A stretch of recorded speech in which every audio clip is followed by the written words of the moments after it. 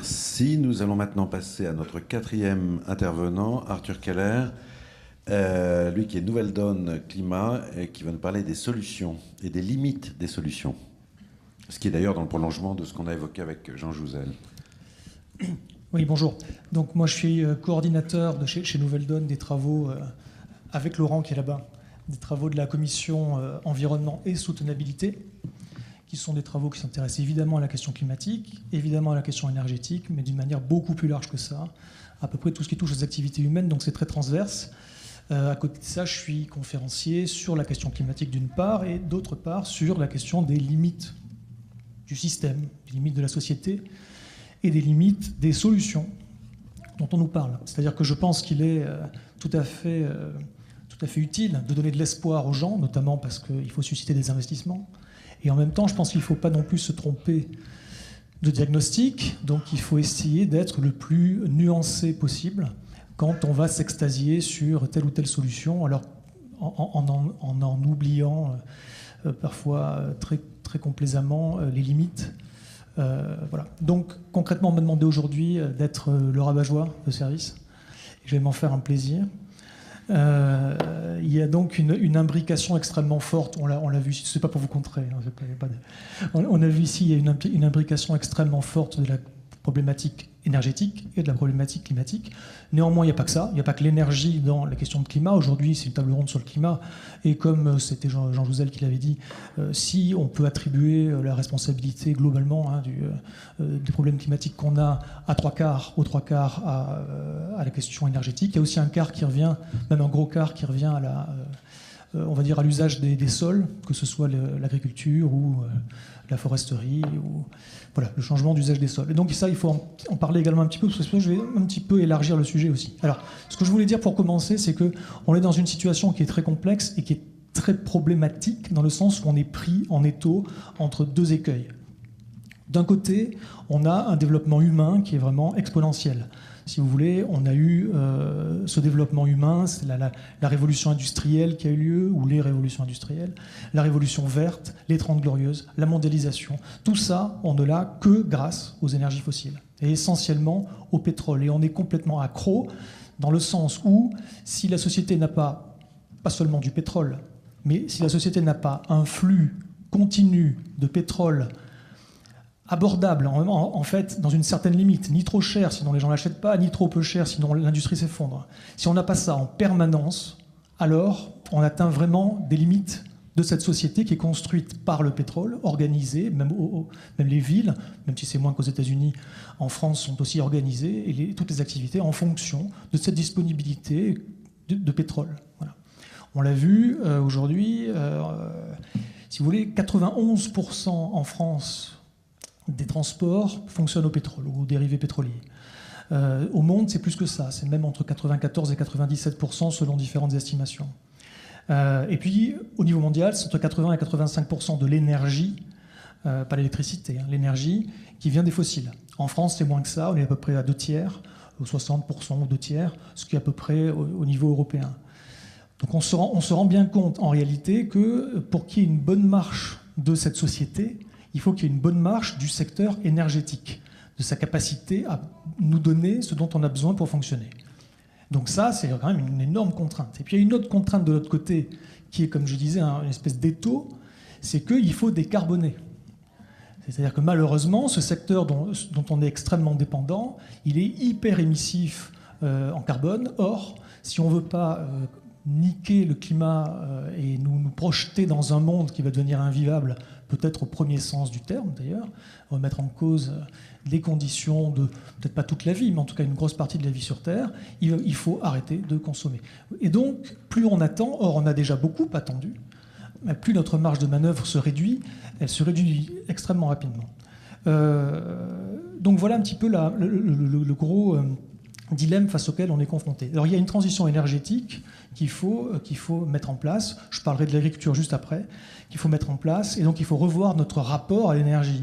Il faut revoir d'où on tire notre énergie, sous quelle forme on l'utilise, pour faire quoi, quelles sont les finalités de cette énergie, dans quelle quantité on les utilise. Il faut produire mieux, il faut produire différemment, il faut en consommer, en dépenser moins. Quand je dis dépenser moins, ça nous concerne tous ici. On est pour la plupart d'entre nous des utilisateurs finaux, mais ça concerne également évidemment tout ce qui est en amont, c'est-à-dire les entreprises, mais l'État également, pour ce qui est des consommations intermédiaires d'énergie, donc l'énergie grise dont tu parlais tout à l'heure notamment. Donc c'est évidemment toute la société qui doit s'y mettre. Et pour ça, il faut reconcevoir complètement notre système de production donc énergétique pour assurer la fourniture énergétique, c'est-à-dire éviter une forme d'effondrement. Je ne vais pas trop m'étendre sur ce mot-là, mais enfin, une forme de panne de la société, et en même temps, sans détraquer davantage le climat au passage si possible, ou en tout cas le moins possible. Alors, il faut remplacer les systèmes existants. On parle d'énergie renouvelable, c'est très bien. Il faut quand même bien se souvenir d'une chose. Les énergies sont renouvelables, pas les convertisseurs technologiques. Les radiations solaires, on en a autant qu'on veut, ça c'est déjà super. Le vent, on en a a priori autant qu'on veut. Les forces marémotrices, patati patata. Les convertisseurs eux-mêmes ont une durée de vie limitée. Quand je dis les convertisseurs, c'est les éoliennes, c'est les cellules photovoltaïques, etc. C'est pour ça que quand on dit qu'il n'y a pas de problème technologique, on a les technologies, moi je mets un petit bémol là-dessus. Je dis on les a, mais les a-t-on durablement? Jusqu'où peut-on maintenir? Voilà, parce que derrière, il y a des contraintes, je vais en parler aussi, sur la disponibilité de matériaux, sur l'obligation d'avoir une infrastructure et un certain nombre de services qui fonctionnent parfaitement pour être capable d'organiser ce système de production énergétique dans le temps. Et là, je parle plutôt de longue durée, je parle au-delà, enfin, jusqu'à la fin de ce siècle et au-delà. Voilà. Et quoi qu'il arrive, il faut bien se dire la chose suivante. Et ça, c'est quelque chose dont on parle très peu, et pourtant, c'est extrêmement important. Si nous arrivons, c'est possible encore, difficile mais possible, si nous arrivons à faire cette transition énergétique vers les renouvelables, ce ne sera pas la même société. Nous ne vivrons pas dans la même société. On ne peut pas garder nos vies telles qu'elles sont, nos boulots, nos hobbies, pas nos lobbies, nos hobbies tels qu'ils sont, consommés comme on consomme, avec uniquement des renouvelables. Il va falloir déjà... En part absolue, il va falloir baisser notre consommation. C'est une première chose. Et puis, un certain nombre de choses qui sont juste plus possibles. On ne va pas rentrer dans le détail, ce serait intéressant, mais ce n'est pas la même société. Un peu de détail quand même. Qu'est-ce qui ne serait plus possible? Le transport, déjà, il va falloir le réduire beaucoup. J'entends transport aérien là. Et évidemment, le transport aérien, ça va être super chaud. Le transport aérien, juste, moi, je m'intéresse pas mal à l'aviation, etc. Ouais. Je ne sais plus quelle personne connue me disait la dernière goutte de pétrole sera pour les avions, parce qu'effectivement c'est la dernière machine qu'on puisse transformer, parce que c'est pas Solar Impulse qui donne aucune indication. Enfin, je veux dire, c'est une personne trimballée à 15 km/h. Donc ça, c'est pas jouable. Mais quelles sont les autres contraintes dans l'aviation? Moi, je pense que la dernière goutte sera utilisée dans un tank, personnellement. Voilà. Et bon, on verra bien. On verra bien. Et de toute façon, quand on parle de la dernière goutte, attention, une fois de plus, on ne parle pas de la dernière goutte qui est dans le sol. On ne l'aura jamais, celle-là. Il va toujours rester du pétrole dans le sol. Le problème, il y a une dimension géologique à cette limite des ressources, notamment fossiles. Néanmoins, ce qui est en jeu ici, ce n'est pas quand on aura puisé les dernières gouttes de pétrole, c'est quand on sera capable de fournir à la société une certaine énergie tirée à partir du pétrole. Il faut savoir que tous les pétroles ne sont pas égaux non plus. Ils n'ont pas tous la même densité énergétique. Donc entre un baril de brut qui sort d'Irak et un baril de sable bitumineux, ce n'est pas la même quantité d'énergie. Donc on ne peut pas faire autant de choses dans le deuxième cas que dans le premier. Ce qui compte pour nous au final, c'est la quantité d'énergie nette utilisable. Et ça, c'est en tendance baissière. Ça va l'être très vite, je pense, puisque c'est déjà en tendance baissière au niveau mondial, à l'exception des gaz de schiste, des huiles de schiste américains, qui sont les seuls qui permettent de maintenir la production pétrolière par jour. Voilà. Mais sans ça, on est sur une tendance baissière au niveau mondial. Il y a juste un ou deux pays qui ont encore de la marge de manœuvre. Tous les autres pays sont en chute. Passons, parce que ce n'est pas le sujet en réalité. Mais quand je dis qu'il va falloir changer de société, c'est effectivement les transports qui ne sont pas les mêmes, c'est la consommation qui n'est pas la même. Je vous le dis tout de suite, il va falloir arrêter de becqueter de la viande à tous les repas. Il va falloir le faire. Qu'on soit animaliste ou pas n'est pas la question. C'est quelque chose dont on commence à parler maintenant depuis quelques années. Il va falloir le faire, c'est une catastrophe absolue. En termes de dégagement de gaz à effet de serre, notamment. Les solutions technologiques, aujourd'hui, elles concernent essentiellement, pas que, mais elles concernent essentiellement l'électricité. Mais le problème électrique, c'est 18% grosso modo du problème énergétique. Tout le reste, il va falloir, pour qu'on puisse changer, il va falloir changer nos modes de vie. Donc c'est donc un changement culturel et pas seulement technologique, bien sûr. Alors, Il y a, comme je disais, pour ça, pour moi, il faudrait sortir, c'est facile à dire, hein, d'une logique de compétition et de transgression des limites perpétuelles qui nous pousse, qui est un système, donc, qui nous pousse à aller, comme ça, transcender les limites, et même on en est fier, on en fait une vertu. C'est une erreur fondamentale. Bon, comme je dis, c'est facile de dire qu'il faut changer ça, mais il faudrait se mobiliser pour essayer de changer ça. Alors le problème qu'on a, je dis, c'est que pour faire cette transition vers les renouvelables, il nous faut des fossiles. C'est bien un problème. On fonctionne encore beaucoup avec des fossiles, donc il va falloir encore en brûler pour être capable de produire ainsi un nouveau système qui, lui, n'en brûlera plus. Et donc, on voit bien que ce n'est pas en claquant des doigts qu'on arrête d'en consommer.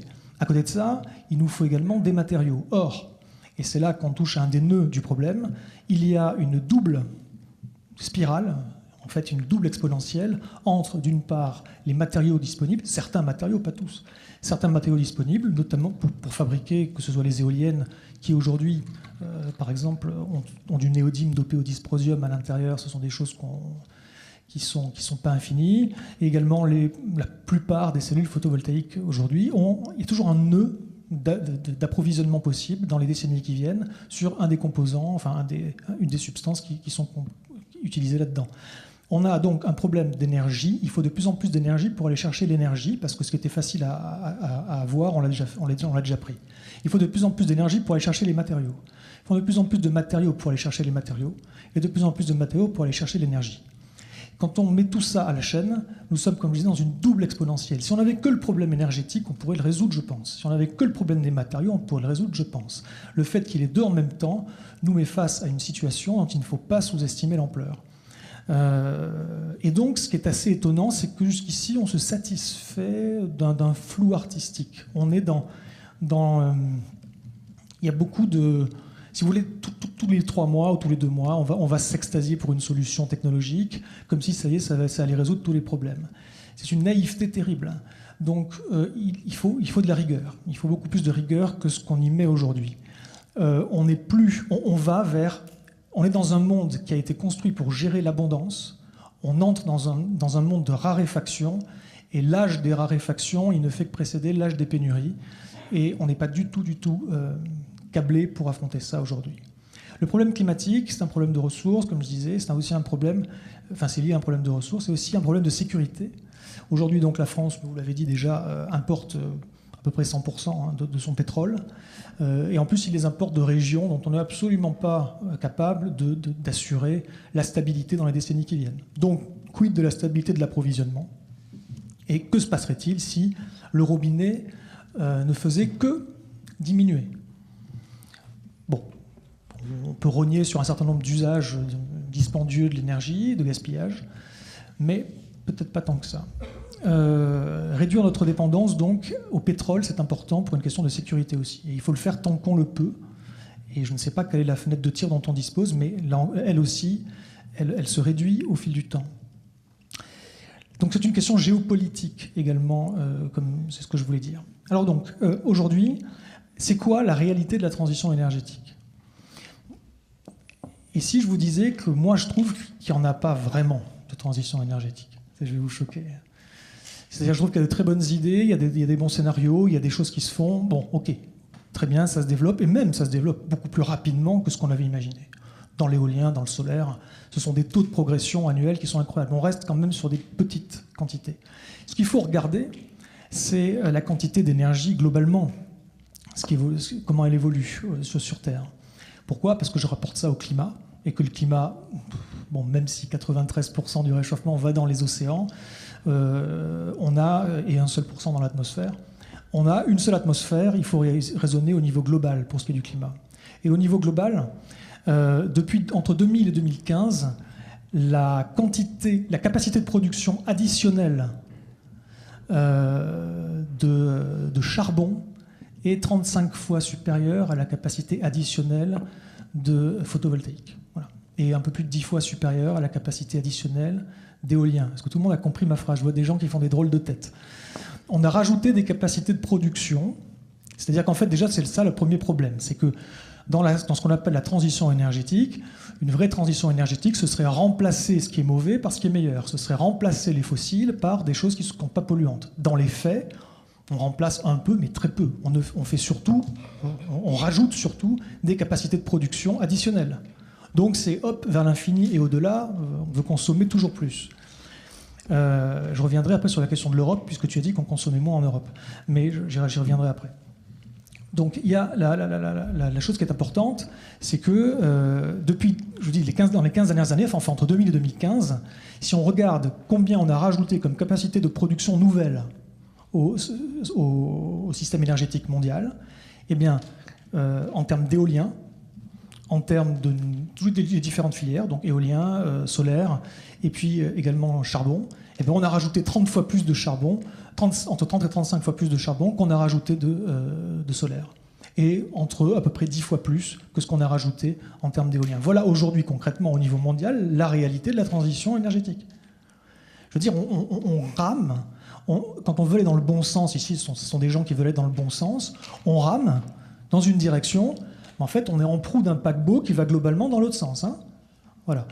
Donc il faut que ce soit en remplacement d'eux, et donc il faut s'y mettre vraiment. En tout cas, c'était une des bases des travaux qu'on a menés chez Nouvelle Donne, lorsqu'on s'est posé la question, c'est quoi notre projet, et comment on gère comment on hiérarchise les priorités dans ce qu'il faut faire, ou ce qu'on pense qu'il faut faire. Et donc d'un côté, il faut cette transition énergétique vers les renouvelables, dont ne nous l'aurons pas, qui sera difficile, ne nous l'aurons pas, mais qui est possible. Et de l'autre côté, il faut changer nos différentes activités, la manière dont elles fonctionnent. Et nous pensons que la première des priorités est sur les transports, justement. Simplement parce qu'il n'y a pas de transport, il n'y a rien. Hein. Faut pas, voilà. S'il n'y a pas de transport, votre nourriture n'arrive pas jusqu'à votre assiette. Si vous habitez évidemment dans la campagne, c'est possible. Mais pour la grande majorité d'entre nous, les chaînes d'approvisionnement, c'est du pétrole. Donc il faut arriver à changer notre système de transport pour le dépétroliser, pour le rendre moins dépendant au pétrole. La deuxième priorité, c'est l'agriculture. L'agriculture, d'une part parce que c'est un gros contributeur évidemment du réchauffement, mais aussi et surtout parce qu'on a quand même besoin de bouffer, et une fois de plus, aujourd'hui, tel que c'est construit, sans pétrole, on n'y arrive pas. Le pétrole, dans la bouffe, il est du début, hein, c'est-à-dire des engrais qui sont des engrais qui demandent du pétrole. Il faut 6 litres de pétrole pour faire un litre d'engrais chimique. Voilà, c'est les oiseaux batteuses, c'est les chaînes du froid, etc. Juste une chose qu'on sait mal, les famines en Corée du Nord sont dues au fait qu'il n'y a pas de pétrole. C'est-à-dire que la Corée du Nord a été soutenue par l'URSS. Quand l'URSS s'est effondré, tout le pétrole, ils ont mis tout le monde dans les champs en croyant que ça allait compenser, ça ne compensait rien du tout. Vous savez que c'est le seul pays qu'on ne voit pas la nuit en satellite parce que c'est un trou noir. Donc effectivement, la Corée du Nord, j'ai une idée de ce qui se passe s'il n'y a plus de pétrole. On ne sait pas faire, déjà les gens ne savent plus que cultiver d'une part, et puis d'autre part, bon, ça on peut changer, hein, chacun de nous peut changer au niveau individuel, et à côté de ça, surtout, on a des terres qui sont gavées aux pesticides depuis maintenant plusieurs décennies. Si on arrêtait ces pesticides, c'est pas en un claquement de doigts qu'on va arriver à faire pousser des fraises dessus. Il faut les refaire vivre, il faut refaire vivre les sols, et ça prend, quand on peut y arriver, 5, 10, voire plus d'années. Donc, c'est pas du jour au lendemain qu'on va produire pour toute la France. Si jamais il y avait un vrai souci, bon, ça c'est une catastrophe, hein, c'est une catastrophe, mais s'il y avait un jour le robinet qui se coupait. Voilà. Ensuite, après les transports, l'agriculture, nous c'est les bâtiments, donc la rénovation, l'usage du bois beaucoup dans les bâtiments, l'industrie, notamment un certain nombre de procédés industriels qu'il est bon de revoir complètement, et puis le tertiaire également, qui n'est pas du tout négligeable en termes de consommation énergétique et d'impact sur le climat. Et en parallèle de ça, nos modes de vie. C'est-à-dire c'est bien gentil de dire aux gens changer de mode de vie, c'est un petit peu condescendant, néanmoins, oui, il va falloir qu'on s'y mette. Donc en tout cas, des différents modes de production et de consommation. Vient un moment où si on est écologiste, bon, je ne parle pas d'Europe Écologie Verts, je ne parle pas d'écologie politique, je veux dire, si on a une conscience écologique, vient un moment où il faut arriver à basculer de ce qu'on appelle l'écologie de l'offre, c'est-à-dire l'écologie de l'offre, c'est comment on peut fabriquer mieux, notamment l'énergie avec les renouvelables et compagnie, mais moi je ne change rien à ma vie, quoi, ou à la marge, à l'écologie de la demande. Remettre en question ce que nous on demande, et ce dont on a besoin, ce qu'on consomme, etc. Et donc il faut vraiment opérer cette bascule. Aujourd'hui, il faut effectivement diviser par 2 notre consommation énergétique d'ici 2050, et ça c'est un minimum. Pour nous, ici en France, ce qui derrière implique une division par 4, voire 5 des dégagements de gaz à effet de serre si la transition énergétique se passe bien. Donc ça inclut tout le monde. Là où moi j'ai un petit bémol à ajouter sur ce qui a été dit avant, c'est que sur le fait qu'en Europe, par exemple, on consomme moins, au-delà du fait qu'il y a eu la crise qui est passée par là et que ça explique aussi un certain nombre de choses, c'est aussi beaucoup parce qu'on désindustrialise. On a externalisé nos consommations énergétiques, on a externalisé, en externalisant la fabrication des objets, puisque maintenant on les achète à l'étranger, ou ils sont faits à l'étranger avant de venir en France, et on a externalisé les dégagements de gaz à effet de serre. C'est-à-dire que si on réfléchit effectivement au niveau de la France ou de l'Europe, c'est quoi sur le territoire qui est consommé? Ah oui, ça baisse. C'est quoi sur le territoire qui est émis? Ah oui, ça baisse. Si on considère ce que les gens, les émissions, enfin la consommation d'énergie ou les émissions liées à ce que les gens consomment, ça monte. Je suis désolé, mais vous ne faites pas d'efforts. Global. Tu veux réagir? Vas-y, prends. Donc, effectivement, c'est très important de prendre en compte ce que auparavant on appelait l'énergie grise. Donc, c'est en gros l'énergie qui a été utilisée et les émissions de gaz à effet de serre qui ont été émises pour construire votre téléphone portable qui a été assemblé en Chine, etc., etc. Et effectivement, il y a une différence. Et la situation est beaucoup moins rose lorsqu'on inclut cette énergie grise. Néanmoins, on continue à aller dans le bon sens. Je vous incite à aller sur un site qui s'appelle Carbon Atlas. Après, c'est très très dur de faire les méthodologies pour calculer tout ça. Comment est-ce que vous calculez les émissions de CO2 de votre ordinateur alors qu'il y a un truc qui a été fabriqué en Irlande, l'autre machin qui a été fabriqué au Japon, une partie en Chine? Quel est le mix électrique chinois? En fait, ça dépend des régions. Votre usine, elle est où? Elle est à côté d'une centrale à charbon. Là, c'est très mauvais, mais peut-être qu'en fait, elle a produit un moment où l'électricité était hydroélectrique, et dans ce cas-là, c'est très bon. Donc, c'est très très complexe. Mais si vous prenez l'estimation de Carbon Atlas, qui est une ONG, donc c'est pas un truc gouvernemental ou je ne sais quoi, la situation s'améliore. Donc en gros, les émissions territoriales, donc c'est-à-dire les choses qu'on a émises en Europe, c'est autour de moins 24% par rapport à 1990 aujourd'hui, moins 24%. Les émissions de consommation, alors je ne les ai plus en tête, vous pouvez les vérifier, mais c'est de l'ordre de moins 10%, mais je ne vais vraiment pas avancer sur un chiffre, il faut vérifier, mais ça baisse quand même. Au niveau européen. Au niveau européen. Peut-être sur le niveau français, je ne sais pas, je n'ai pas regardé les chiffres sur la France. Bon. Et en ce qui me concerne, je ne vais pas rentrer dans un débat de chiffres, parce que moi non plus, je ne suis pas complètement certain des pourcentages, des machins. En tout cas, j'ai lu que ça avait augmenté. Et effectivement, je suis bien en peine de vous dire si c'était au niveau français ou européen, parce que je commence à le mélanger. Tu as raison au niveau français. Effectivement, quand on inclut, effectivement, on ne fait pas d'efforts, comme tu disais. Bon, d'accord. Bref, en tout cas, voilà. Relativisons un petit peu. Tout de même, quand on achète un iPhone, l'iPhone n'a pas été fabriqué en France. Il a des composants qui viennent de 17 pays différents. Et c'est... bon, ça pollue. Je voudrais terminer quand même sur quelque chose, sur l'agriculture, comme je disais tout à l'heure. Donc, aujourd'hui, on mange trop de viande et de produits laitiers, essentiellement. Et on a des mauvaises méthodes de production en plus pour produire tout ça. On a un système, comme je le disais, qui est pétrodépendant tout au long de la chaîne. Et donc c'est un problème écologique, c'est un problème de santé, c'est un problème économique, parce que c'est perfusé. Enfin, je veux dire, s'il n'y a pas les subventions de l'Union européenne, c'est un système qui s'effondre. C'est un système qui est accessoirement extrêmement mauvais également pour la santé, au final. Je crois que je l'avais déjà dit. Nous avons aujourd'hui, dans ce domaine-là, une solution quand même extraordinaire que les gens... je ne peux pas reparler de Sarkozy, mais enfin Sarkozy crache dessus allègrement, qui est l'agroécologie. C'est pourtant quelque chose qui est pas une histoire de bobo, quelque chose qui a été étudié longuement et validé par l'ONU comme une solution pour la grande majorité des régions du monde, et notamment pour notre pays. On rentre en polyculture, on fait de la rotation de culture avec des associations de culture. Vous remettez de la diversité génétique et non plus uniquement une seule variété avec des hybrides dans les champs. Vous arrêtez le labour. Vous mettez des engrais verts en culture intercalaire. Vous mettez du paillage, c'est-à-dire que vous ne laissez jamais le sol nu. Vous faites du semis sous couvert végétal. Vous optimisez l'usage de l'eau. Vous remettez des arbres pour faire des corridors écologiques. Vous réduisez les intrants avec ça, mais d'un facteur 10 ou 20. Les sols se régénèrent. Vous faites baisser les émissions de CO2, de méthane et surtout de protoxyde d'azote d'une manière absolument spectaculaire. Et même dans certains cas, si vous vous débrouillez bien, ça peut stocker et non plus émettre des gaz à effet de serre. On peut même passer du statut de problème au statut de solution. Il y a un énorme gisement d'efforts à faire là. Il faut impérativement le faire. Et en plus, mais par contre, ce qui est difficile, c'est évidemment de changer ce modèle agricole. Vous savez quelles sont les forces de frottement.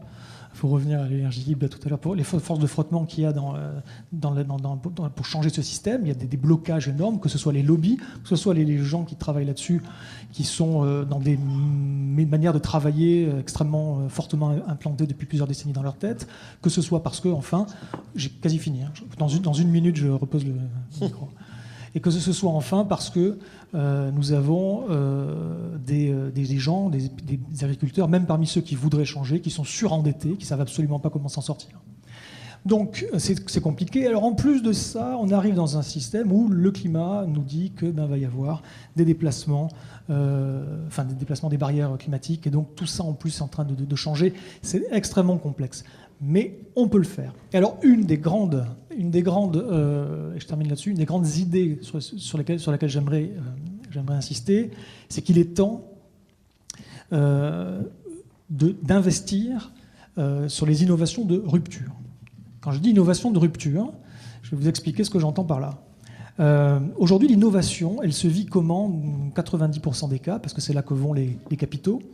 Elle se vit comme un prolongement du système. Elle se vit comme on va être encore plus performant, encore plus vite, plus haut, plus fort, plus lourd, ou plus léger plutôt, etc. Et elle se vit comme on va créer de nouveaux besoins. Bon, pour nous, dans le travail qu'on a fourni chez Nouvelle Donne, il faut sortir de cette logique-là et rentrer dans une innovation beaucoup plus humble, qui est une innovation qui prend en compte les aspects environnementaux, et également les limitations en termes de matériaux, comme je disais tout à l'heure. Donc il faudrait faire une innovation où on crée des éoliennes, des panneaux photovoltaïques, mais également des systèmes agricoles et tout un tas de choses qui utilisent le moins possible de matériaux rares qu'on ne trouve qu'à l'autre bout de la Terre, qui sont le plus simples possible, donc les plus réparables possibles, qui sont modulaires, réutilisables, recyclables. Et ça, c'est énormément de contraintes. Et ça serait une vraie innovation de rupture. On a une économie, après il y a des modèles économiques qu'il faut développer, vous en avez déjà parlé, donc l'économie de fonctionnalité par exemple, où on n'achète plus une voiture, mais on loue à un constructeur automobile un nombre de kilomètres. Et l'économie du partage, où on est plusieurs à utiliser un système, un véhicule ou autre. Il y a pas mal de modèles économiques qui existent, il faut véritablement les développer, et ça passe par vous. Parce que ça c'est à vous, au niveau local, au niveau communautaire, des collectivités, qu'il faut développer ça. Et enfin, dernière chose, l'innovation, elle n'est pas que technologique. J'ai parlé que de technologie pour l'instant. Il nous faut une innovation culturelle, il nous faut une innovation sociale, il nous faut une innovation conceptuelle, comportementale, organisationnelle, institutionnelle. Il faut vraiment, en matière de gouvernance également, avoir une véritable innovation. Et tout ça, aujourd'hui, c'est le niveau zéro, c'est l'encéphalogramme de la grenouille, quoi, hein. Il y a très très peu de choses qui sont faites là-dessus, alors que tout dépend de ça. Je dis bien tout dépend de ça. Sans cela, les solutions technologiques qui seront développées par ailleurs permettront peut-être d'atténuer un petit peu, mais ne changeront pas fondamentalement le problème. Parce qu'on ne s'attaque jamais au problème. Parce qu'on ne sait pas ce que c'est qu'un problème. Parce que tous les problèmes dont on parle dans notre société aujourd'hui ne sont pas des problèmes, ce sont des symptômes. On s'attaque aux symptômes, il y a un mal de crâne, on met de l'aspirine. Oui, n'empêche que si le mal de crâne est créé par un cancer du cerveau, le cancer va continuer à s'éclater. Donc il faut revenir aux causes des causes, et on ne le fait pas. Et voilà, donc c'est un changement de paradigme total qu'il faut mettre en route. On ne fera pas l'impasse sur une question fondamentale qui est pourquoi, c'est-à-dire dans quel but on fait les choses. La transition énergétique, on en parle beaucoup, c'est super. Et si demain, nous résolvions tous nos problèmes énergétiques? Et si demain, miraculeusement, dans un laboratoire, on nous sortait une énergie libre, gratuite, qui est non polluante, qui est accessible à tout le monde, parce qu'en plus, elle est super, pas du tout pour une minorité de gens très riches. Ce serait génial. Ce serait une catastrophe absolue. Parce que si on ne change pas le logiciel de notre société par ailleurs, et si on met à la disposition de cette société qui est prédatrice de la nature une énergie illimitée, Bon, on va tout détruire encore plus vite, alors là, on va s'effondrer rapidement. Donc, il faut résoudre cette question énergétique, sinon on s'effondre. Mais si on ne fait que la résoudre, on va s'effondrer aussi, si on ne se pose pas la question de qu'est-ce qu'on fait, pourquoi on le fait. Voilà. Merci beaucoup. Donc je me permets, parce qu'il faut qu'on avance, Mireille Martini est arrivée, donc du coup on va passer à un autre aspect, c'est le financement. Je vais du coup, sauf si mes collègues co-rédacteurs, etc., et peut-être qu'on va pas quand même passer par les co-rapporteurs, parce qu'il y a des questions qui valent peut-être le coup d'être énoncées, comme ça même Mireille et vous allez rester sur le plateau avec Mireille, et on aura les questions dans l'oreille, et peut-être qu'on va y répondre au fur et à mesure. Et donc juste avant ça, on va quand même se faire une petite pause avant d'attaquer cette dernière ligne droite, d'accord ? Mais j'ai l'impression que si on essaye de faire la synthèse, moi je sens, sur l'agriculture, il y aura une table ronde d'agriculture le 29 octobre, donc on va pouvoir développer beaucoup plus de choses. Et après, Arthur a voulu jouer, enfin tu as bien voulu accepter, je veux dire, le rôle un peu de celui qui met les grains de sable. Moi j'ai l'impression que vous êtes assez d'accord, chacun de vous. Et simplement, ce que tu poses, Arthur, c'est comme une espèce de niveau d'exigence encore plus grand. Et de pas.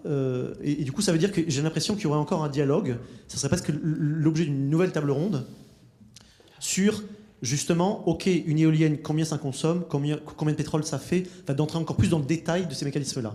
C'est que le sérieux négawatt, il existe, et de remettre ça encore à l'échelle européenne. Enfin, il y aura un travail complémentaire. Moi, j'ai l'impression, vous connaissez peut-être un peu ou pas avant, donc pour nous déjà, c'est super intéressant de voir qu'on peut dialoguer, qu'il y a peut-être effectivement une complexité de la chose qu'il faut encore creuser sûrement pour peut-être encore plus vous expliquer les choses, vous convaincre et qu'on y aille encore plus vite, puisque c'est toute une question de délai. Et en même temps, avec ce que tu as introduit, Arthur, je retrouve les bases de ce qu'on a posé au tout début avec Jean Jouzel et Philippe Descola, ce changement de paradigme qu'il faut absolument aussi poser. Et c'est peut-être d'ailleurs là, je ne sais pas, mais si on a de l'espoir, c'est se dire si effectivement on arrive à combiner des discours d'ingénieurs, comme tu disais, 1 mégawatt, on est un peu des ingénieurs, des discours de, je sais pas, de juristes, ou je sais pas comment on peut vous appeler, au niveau européen, etc., des discours de terrain, Enercop, une voix par personne et pas au nombre de parts, et en même temps du coup de faire que les producteurs et les consommateurs sont associés par les mêmes intérêts, etc. C'est si on arrivait à aller plus loin encore dans la combinaison de tout ça, que peut-être on aurait quelque chose qui serait encore plus convaincant pour vous, parce que vous sentirez bien que j'ai pas besoin d'être ingénieur, j'ai pas besoin d'être je sais pas quoi, mais effectivement là je sens que dans ce qu'on me propose, c'est riche et c'est multiple, et peut-être que là du coup mes dernières hésitations, on y va parce qu'on sent que on est un même bateau. On parlait des communs, effectivement le climat et ce qu'on rejette ou pas en Europe ou dans le monde, effectivement, on baigne tous dedans, et que du coup ça vaut le coup de s'y mettre beaucoup plus. Donc si vous voulez bien, on va peut-être juste lister des questions. Après on fera notre petit 5 minutes de pause, les dernières, avant d'entrer dans la dernière partie, où ça sera plutôt autour de Mireille, mais on vous garde tous sur le plateau, même Philippe peut-être de revenir, pour aller plus loin encore dans des histoires de mécanismes de financement, mais de mettre du sens là-dedans aussi. Oui, donc un petit résumé. Il y a eu plusieurs questions effectivement relatives au changement de paradigme par rapport à la présentation du développement des énergies renouvelables, réseau coopératif. Mais finalement, est-ce que ça ne remet pas en cause notre modèle de développement? Et donc plusieurs questions soulèvent ce point qui a été ensuite abordé par Arthur. Donc je pense que on a à peu près tourné autour du sujet. Ça nécessiterait bien sûr des approfondissements. On a une autre série de questions. Alors, oui, il y a des questions qui s'adressent à l'Institut Jacques Delors, donc pour vous taquiner. Donc, ça serait bien qu'à un moment donné, on puisse les énoncer. Il y a aussi une question sur la responsabilité des grosses entreprises, des grosses firmes, et comment on peut faire pression sur elles. Et puis, donc, est-ce qu'il n'y a pas moyen d'appliquer une pénalité fiscale aux biens consommateurs d'énergie? Et ensuite, il y a une question donc sur le fait d'associer les populations les plus populaires aux objectifs de réduction de consommation d'énergie, qu'on pourrait raccrocher à la question par rapport aux médias. Hein, voilà. Donc, ça serait bien quand même d'apporter des réponses à un moment donné dans vos interventions. Donc, si vous voulez bien, puisque le temps nous est compté et que je trouve que déjà on a été productif et c'était intense, donc on se prend ces 5 minutes de pause et on revient donc pour la dernière séquence autour de Mireille. Et peut-être que ces questions justement vont trouver une réponse, ou en tout cas ceux qui avaient des questions taquines par rapport à Thomas, n'hésitez pas à lui poser maintenant dans la pause. Merci, à tout de suite.